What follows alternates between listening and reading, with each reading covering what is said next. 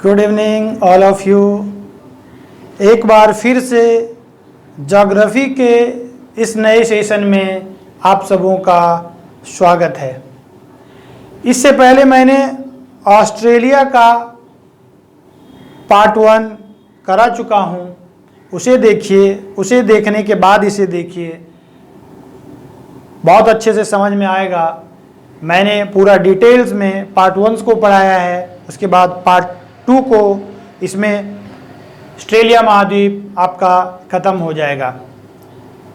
तो मैं हमेशा की तरह आज भी बोलूँगा कि जब भी आप ज्योग्राफी को पढ़ते हैं और मैं जब इन चीज़ों को बताता हूँ तो अपने साथ एक एटलस रखिए और जिन चीज़ों को मैं बताते जाता हूँ उन चीज़ों को आप वहाँ पे देखिए। इसका आपको बहुत ही फ़ायदा मिलेगा और उन चीज़ों को और भी आपको बहुत अच्छे तरीके से समझ में आएगा। तो इससे पहले मैंने ऑस्ट्रेलिया को, यहाँ जो ऑस्ट्रेलिया बनाया हुआ है, इसके बारे में बताया था कि मकर रेखा इसके बीचों बीच से गुजरती है। ग्रेट डिवाइडिंग रेंज इसके पूर्वी तट पे नॉर्थ टू साउथ पे विस्तृत है, जिसका कि ऊंची चोटी एक्सटेंशन जो है माउंट कोइस को यहाँ पे है। ये मैंने पहले बता दिया था। इससे पहले के वीडियो में मैंने ग्रेट डिवाइडिंग रेंज, यहाँ के प्रमुख पर्वत और यहाँ की प्रमुख नदियों में डार्लिंग और मर्रे नदी को भी बताया था। उस पहले के वीडियो में मैंने बताया था कि ग्रेट डिवाइडिंग रेंज होने के कारण यहाँ से जो समुद्री हवाएं चलती है और जो मैक्सिमम वर्षा होता है वो यहीं पे हो जाता है। और ऑस्ट्रेलिया का ये भाग जो है वो पूरा डेजर्ट है, मरुस्थलीय भाग है, और ये पर्वतीय उठा हुआ भाग और ये पठारी भाग है, और बीच का जो ये क्षेत्र है वो धंसा हुआ भाग है, जिसे कि मध्यवर्ती बेसिन या ग्रेट आर्टिजन बेसिन के नाम से जाना जाता है। आप इसे लिख भी सकते हैं, ग्रेट आर्टिजन बेसिन।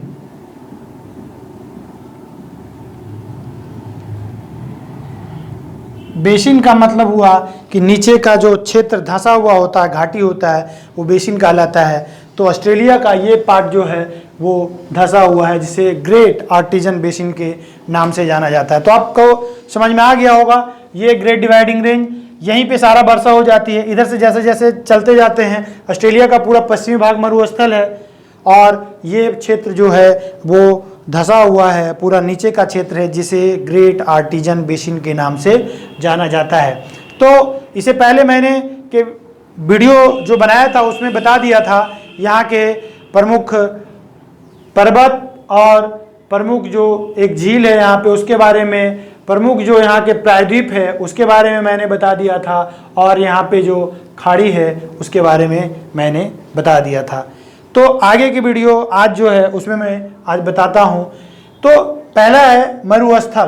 पहले ही बता दिया था कि ग्रेट विक्टोरिया डेजर्ट, यहाँ के जितने भी नाम है वो ग्रेट से है, तो इसीलिए ग्रेट विक्टोरिया डेजर्ट ऑस्ट्रेलिया के पश्चिमी भाग में है। शुरू से मैं बताते आ रहा हूँ, याद करते जाएंगे। जिन चीज़ों को मैं बोलते जाता हूँ यहीं का यहीं क्लास में याद कीजिए, बाद के लिए कुछ भी मत छोड़िए। जितनी भी चीज़ें होगी मैं उसे 2 बार 3 बार रिपीट करूँगा और मुझे यकीन है कि आपको याद होते जाएगा। तो इसके अंतर्गत बहुत छोटे छोटे डेजर्ट है, इसके अंतर्गत बहुत छोटे छोटे, ग्रेट विक्टोरिया डेजर्ट तो है ही, इसके अंतर्गत में है great Gibson, great Simpson, great Sandy और तनामी डेजर्ट। इतने यहाँ पे जो मैंने लिखा है ये प्रमुख यहाँ पे इसके मरुस्थल है। और इस मरुस्थल में एक विशेष प्रकार के पक्षी पाए जाते हैं जिसका नाम है एमू पक्षी।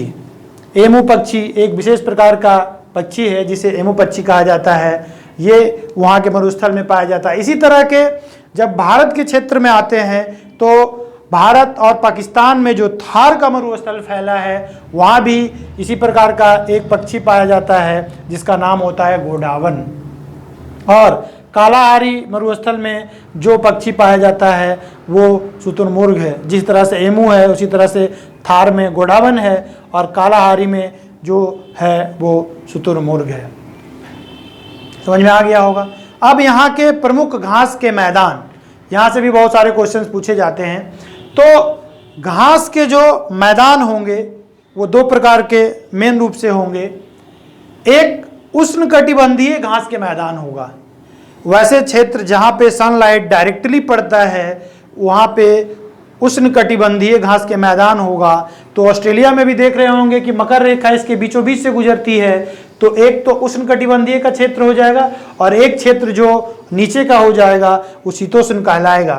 तो घास के मैदान, उष्णकटिबंधीय घास के मैदान 23.5 डिग्री साउथ से लेकर के 45 डिग्री तक जो है वो उष्णकटिबंधीय कहलाता है, और 45 से लेकर के जो नीचे का भाग है वो शीतोष्ण घास के मैदान कहलाता है। तो जो किसी भी देश में जो उष्णकटिबंधीय घास के मैदान होते हैं उसे सवाना के नाम से जाने जाता है, कोई भी देश में हो। लेकिन ऑस्ट्रेलिया में जो शीतोष्ण घास के मैदान है जो कि 45 डिग्री से साउथ नीचे आ जाएगा उसे डाउन्स के नाम से जाना जाता है। सवाना उष्णकटिबंधीय घास का मैदान हो गया, किसी भी देश में सवाना जो उष्णकटिबंधीय घास का मैदान है उसे सवाना के नाम से जाना जाता है। लेकिन ऑस्ट्रेलिया में शीतोष्ण घास के मैदान, शीतोष्ण समझ गए होंगे, जैसे जैसे आप ग्लोब पे नीचे आते जाते हैं 23.5 डिग्री कर्क रेखा नॉर्थ में होता है, 23.5 डिग्री साउथ जब आते हैं तो मकर रेखा होता है, उसके बाद 45 डिग्री तक जो होता है उष्ण का क्षेत्र होता है, इसलिए उष्णकटिबंधीय क्षेत्र कहलाता है क्योंकि सूर्य की किरणें वहाँ तक डायरेक्टली पड़ता है। उसके बाद आप जैसे जैसे पोल की तरफ, ध्रुव की तरफ चलते जाते हैं वहाँ पे सनलाइट पड़ना कम होते जाता है, इसीलिए उस क्षेत्र जो होता है वो शीतोष्ण क्षेत्र कहलाता है।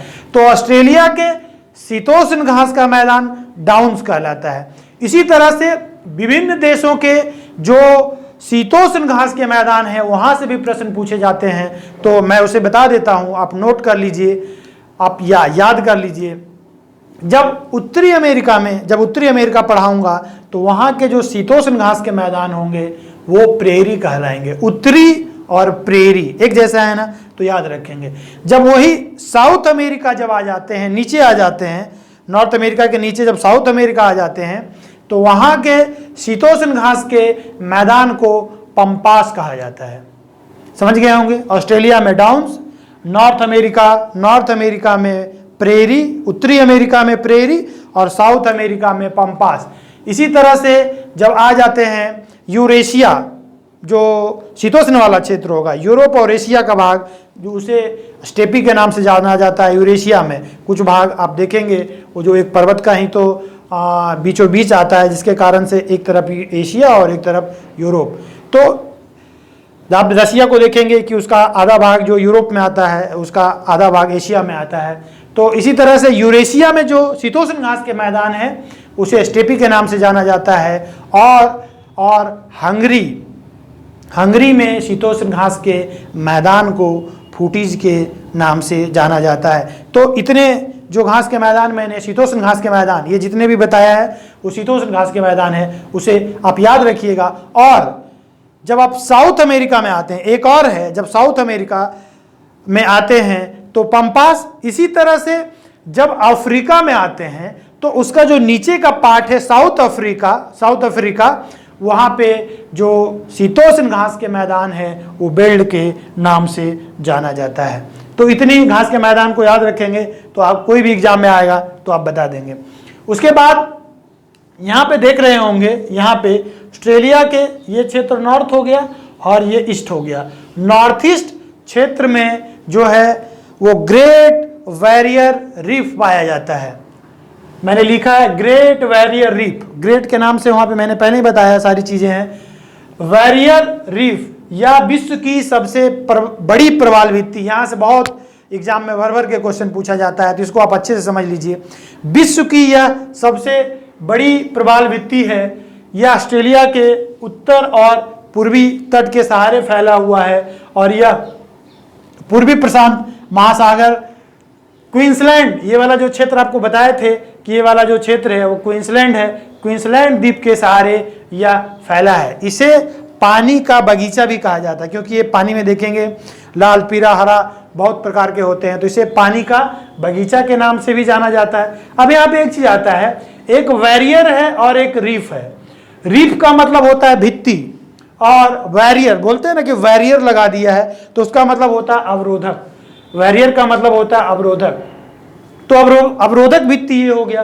अवरोधक भित्ति के रूप में हो गया। होता क्या है, एक आप जब बायोलॉजी पढ़ेंगे तो एक सोलेंट्रेटा जीव होता है, यहाँ पे लिखा है मैंने, सोलेंट्रेटा पॉलिप या समुद्री जीव, जब यह मर जाता है तो इसके जो अवशेष होते हैं तो ये कैल्शियम कार्बोनेट के खोल के तरह होते हैं, कैल्शियम कार्बोनेट का जब ये बना होता है, और इसी के अंतर्गत छोटे छोटे ये मूंगे की चट्टान होता है, इसे आप मूंगे की चट्टान भी कह लीजिए, मूंगे की चट्टान के रूप में हो जाता है क्योंकि ये कैल्शियम कार्बोनेट का, जब ये सोलेंट्रेटा जीव मर जाता है तो इसी में छोटे छोटे ये जो रीफ होते हैं वो लाल, पीला, हरा आप देखे होंगे, वो अपना स्थान बनाता है और यही प्रवाल या कोरल या एटॉल के नाम से जाना जाता है। तो इसी तरह से जब आप भारत के संदर्भ में देखेंगे, कोरल या एटॉल का उदाहरण है लक्षद्वीप। आप भारत के जब अरब सागर में आएंगे तो लक्षद्वीप को देखेंगे, यह भी कोरल और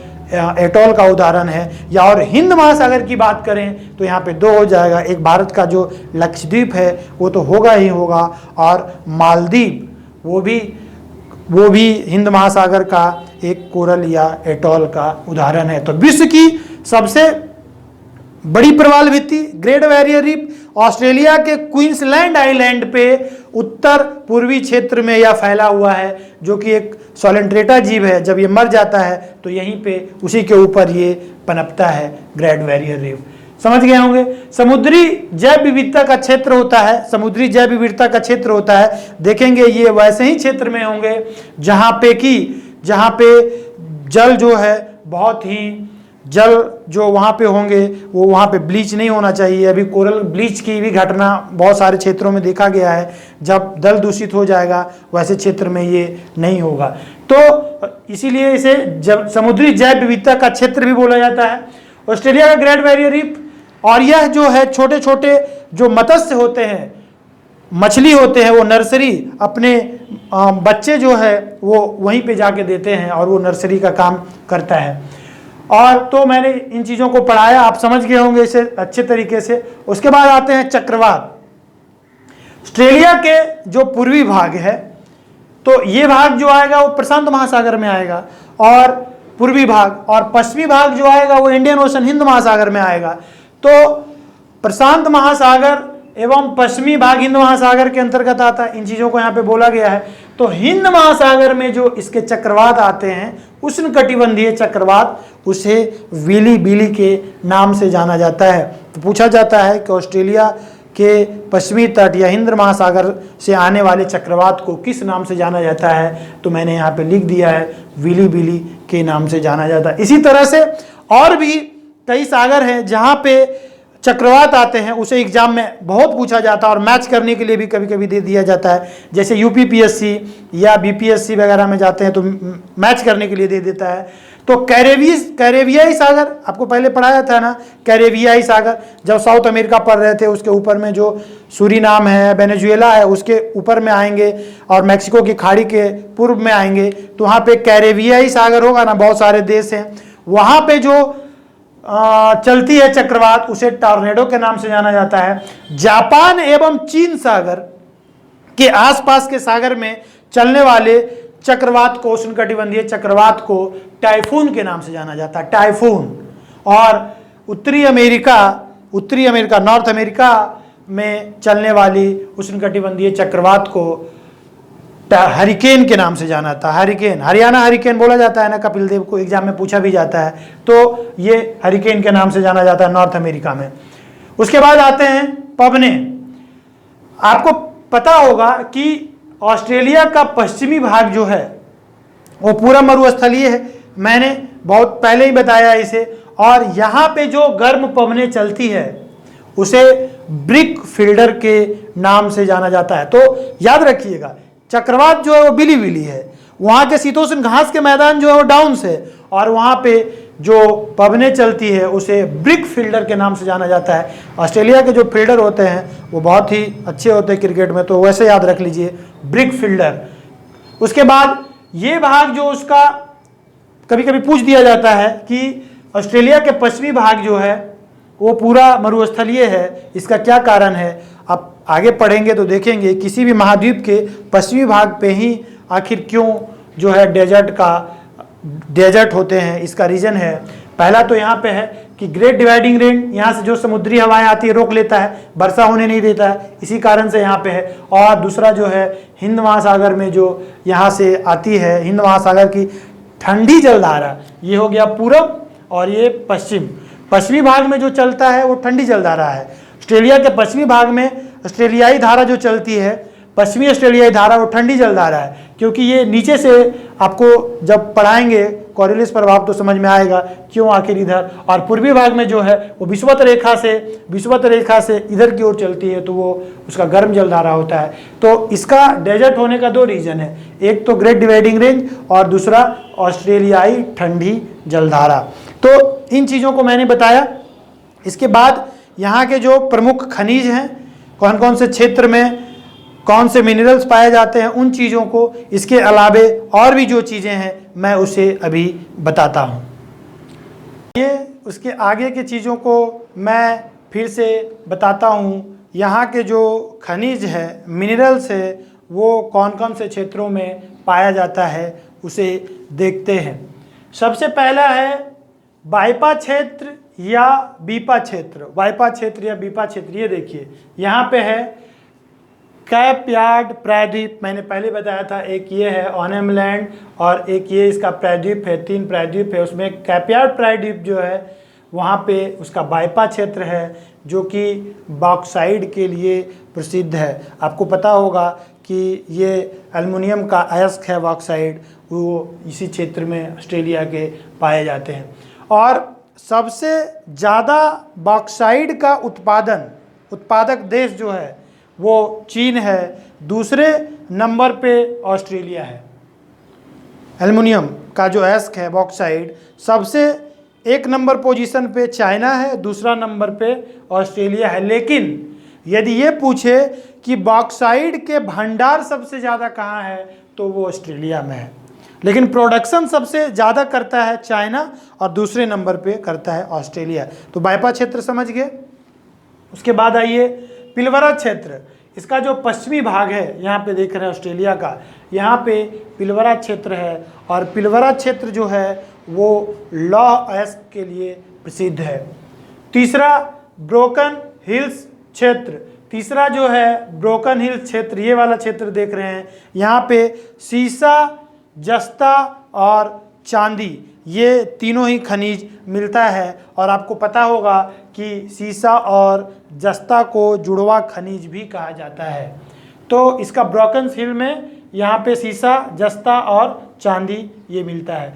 उसके बाद यहाँ 2 सोने की खान है जो कि विश्व प्रसिद्ध है, कालगुरली और कालगार्डी। ये इसके ग्रेट विक्टोरिया डेजर्ट जहाँ है वहीं पे मिलता है ये 2 सोने की खान। उसके बाद एलिस स्प्रिंग क्षेत्र, ये वाला क्षेत्र जो देख रहे हैं एलिस स्प्रिंग क्षेत्र कहलाता है। और ये पेट्रोलियम के लिए ऑस्ट्रेलिया का ये क्षेत्र जाना जाता है। मैरी कैथरीन यूरेनियम, ये क्षेत्र यहाँ पे जो देख रहे हैं वो मैरी कैथरीन क्षेत्र आता है और ये यूरेनियम के लिए फेमस है। विश्व में सबसे ज़्यादा भंडार यदि पूछे यूरेनियम का कहाँ है, तो वो ऑस्ट्रेलिया में है। इसी तरह से मैंने बताया कि बॉक्साइड में सबसे ज़्यादा भंडार जो है वो कहाँ है, वो ऑस्ट्रेलिया में है। और यूरेनियम का सबसे ज़्यादा भंडार भी जो है वो ऑस्ट्रेलिया में है। लेकिन सबसे ज़्यादा भंडार तो ऑस्ट्रेलिया में है, लेकिन सबसे ज़्यादा उत्पादन जो है, सबसे ज़्यादा उत्पादन करता है कजाकिस्तान। देखिए लिखा गया है कजाकिस्तान। 4 देशों से भारत यूरेनियम खरीदता है, एक ऑस्ट्रेलिया से खरीदता है, एक रसिया से खरीदता है, उसके बाद कजाकिस्तान से खरीदता है और कनाडा से खरीदता है। ये 4 देशों से यूरेनियम खरीदता है। और उसके बाद रॉक हैम्पटन क्षेत्र जो है, यहाँ पे देख रहे होंगे, ये यहाँ पे इसका तटीय जहाँ पे ये कोरल है वहीं पे है। रॉक हैम्पटन क्षेत्र कोयला के लिए है। ऑर्गले की खान और मर्लिन क्षेत्र, ऑर्गले की खान जो है वो लाल हीरे के लिए प्रसिद्ध है इसका, और मर्लिन क्षेत्र जो है वो हीरे के लिए प्रसिद्ध है। तो मैंने खनिज को बता दिया है। एक चीज़ यहाँ पे ध्यान दीजिएगा कि जो कालगुरली और कालगार्डी सोने की भंडार है ऑस्ट्रेलिया में, लेकिन यदि ये पूछे कि सबसे बड़ा सोने का उत्पादक देश कौन सा है, तो चीन है। दूसरा नंबर पे ऑस्ट्रेलिया है। इसी तरह से यहाँ पे देखे होंगे कि सबसे बड़ा बॉक्साइट का उत्पादक जो है वो चीन है, दूसरे नंबर पे ऑस्ट्रेलिया है। हालांकि भंडार जो बॉक्साइट का है ऑस्ट्रेलिया में है, लेकिन उत्पादन जो करता है वो चीन करता है, दूसरा नंबर पे ऑस्ट्रेलिया करता है। इसी तरह से सोने का सबसे बड़ा उत्पादक भी चीन है, दूसरा नंबर पे ऑस्ट्रेलिया है। लेकिन यदि ये पूछे कि सोने का सबसे ज़्यादा भंडार किस देश में है, ये मैंने उत्पादन देश के बारे में बताया कि पहला चीन है, दूसरा ऑस्ट्रेलिया है, लेकिन सबसे ज़्यादा सोने की भंडार जो है वो आपका दक्षिण अफ्रीका वहाँ है, और सबसे सोने की बड़ी खान जो है जोहान्सबर्ग में ही है। तो इन चीज़ों को मैंने बताया। उसके बाद आइए, यहाँ पे लिखा हुआ उत्सुत कूप। उत्सुत कूप क्या होता है, आइए इन चीज़ों को समझिए। इसका ये क्षेत्र जो है ग्रेट आर्टिजन बेसिन जो है, वहाँ पे लगभग 9000 उत्सुत कूप पाए जाते हैं। उत्सुत कूप क्या होता है कि ये देखे होंगे, इसका ये बेसिन वाला क्षेत्र है जो कि नीचे का क्षेत्र है। वहाँ पे क्या होता है, जब कुआं खोदता है, थोड़ा सा ही खोदा जाता है तो वहाँ से पानी निकलने लगता है। आप ऐसा समझिए कि गंगा का मैदानी क्षेत्र जो है, जब वहाँ पे डीप बोरिंग किया जाता है तो बहुत नीचे, जब 10 फीट 15 फीट 20 फीट जब नीचे हम लोग उसको नीचे जब बोर करते हैं तो पानी निकलता है। अब सोचिए कि जहाँ पे पानी है, यदि वो क्षेत्र वहीं पे चला जाए, तब तो थोड़ा सा जैसे ही उसको बोर करेंगे या डीप करेंगे, खनेंगे मिट्टी को, तो पानी निकलने लगेगा। तो इसी तरह से यहाँ पे क्या होता है, ये क्षेत्र इसका पठारी है और ये पहाड़ी क्षेत्र है और ये नीचे का धंसा हुआ क्षेत्र है। तो पानी जो है वो बेसिन में ही जमा रहता है, और जैसे उसको वहाँ से उसको गड्ढा किया जाता है तो पानी अपने आप ऊपर निकलने लगता है। उसी को उत्सुत कूप कहा जाता है, और ये लगभग वहाँ पे 9000 के आसपास है। इसी तरह से भारत में उसका उदाहरण देखने को गुजरात, तमिलनाडु या पांडिचेरी में मिलता है। समझ गए होंगे उत्सुत कूप क्या होता है। विश्व प्रसिद्ध ऊन, जिसको कि मैरिनो बोलते हैं। एक ऊन जो होता है जिसका स्वेटर बनता है, थोड़ा मोटा मोटा वाला होता है, लेकिन एक जिसका फर देखते होंगे जो कि उजला उजला बहुत ही सॉफ्ट होता है, वो मैरिनो से बनता है। और वहाँ के जो भेड़ वहाँ पे होते हैं, वहाँ के जो उसके ऊपर से जो निकाला जाता है ऊन, वो वही कहलाता है मैरिनो। और मैरिनो ऊन के प्रोडक्शन में ऑस्ट्रेलिया सबसे बड़ा प्रोडक्शन देश है, सबसे ज़्यादा उत्पादन और निर्यातक देश भी है। और वहाँ पे जो भेड़ पालन केंद्र में काम करते हैं, उसे जेकारू के नाम से जाना जाता है। एग्जाम में पूछता है कि जेकारू क्या है, तो जो भेड़ पालन केंद्र में काम करने वाले लोग हैं उसे जेकारू के नाम से जाना जाता है। उसके बाद एक पक्षी है एमू। ये उड़ता नहीं है, इसके बड़ी बड़ी टांगें होती है, ये दौड़ने वाला पक्षी है, मैंने पहले भी बताया था। और यहाँ पे एक और पक्षी है जिसका नाम है कोकाबरा। अब देखे होंगे कि क्रिकेटर्स लोग जो होते हैं वो कोकाबरा के बैट से खेलते हैं, उसके पीछे उसमें एक स्टिकर लगाया जाता है जो कि एक पक्षी का बना हुआ होता है। जैसे भारत में कोयल देखते हैं ना, उसी तरह का एक पक्षी होता है जिसको कि कोकाबोरा पक्षी कहा जाता है। और ये कोकाबोरा को लाफिंग जैकास या लायर बर्ड के भी नाम से जाना जाता है। लाफिंग जैकास या लायर बर्ड क्यों? लाफिंग जैकास का मतलब ये हुआ कि यदि आप हंसेंगे तो वो भी मनुष्य की तरह हंसने लगेगा। और लायर बर्ड इसलिए क्योंकि यदि कोई कुत्ता भौंक रहा है ना तो कुत्ता का आवाज़ निकालता है, कोई हंस रहा है तो उसका हंसने का आवाज़, या कोई जैसा रिएक्ट करता है वो वैसा आवाज़ निकालता है, इसीलिए इसे लायर बर्ड के नाम से भी जाना जाता है। किसे? कोकाबोरा को।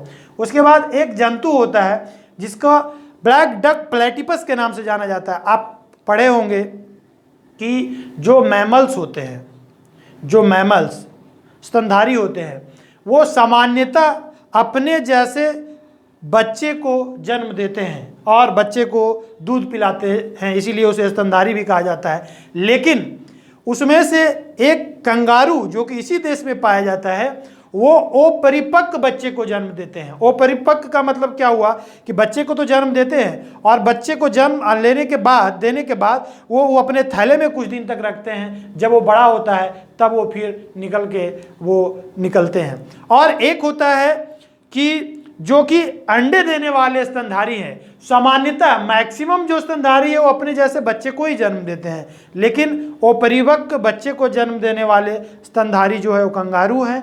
और दो ऐसे जंतु का नाम याद रखेंगे जो कि अंडे देते हैं, और एग्जाम में पूछा भी जाता है कि अंडे देने वाले इनमें से कौन से स्तनधारी हैं।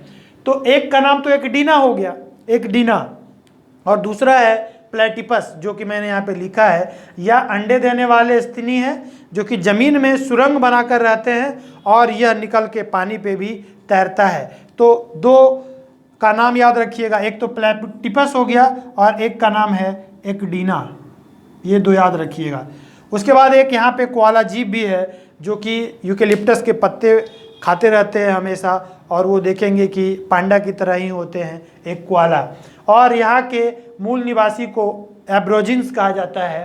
तो ऑस्ट्रेलिया में जितनी चीज़ें थी, मैंने वहाँ के जो प्रमुख पर्वत श्रृंखलाएं हैं, वहाँ के जो प्रमुख नदियाँ हैं, वहाँ पे जो खनिज हैं, वहाँ पे जो चक्रवात चलते हैं, वहाँ के जितने भी चीज़ें थी, मैंने उसे डिटेल में पढ़ाया।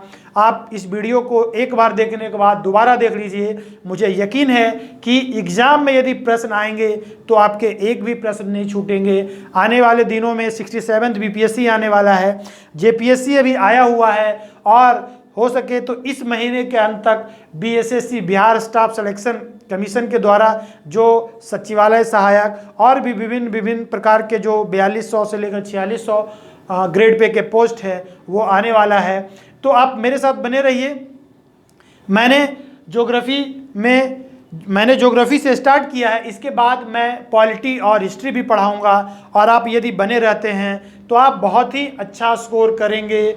चाहे कोई भी एग्ज़ाम हो, उसमें यदि जीएस का क्वेश्चन आता है तो आप बहुत ही अच्छा करेंगे। तो इसी तरह से आप मेरे वीडियो को लाइक कीजिए, सब्सक्राइब कीजिए और शेयर कीजिए, ताकि मेरा भी मनोबल बढ़ा रहे और मैं इसी तरह से आगे बताता रहूँगा। धन्यवाद।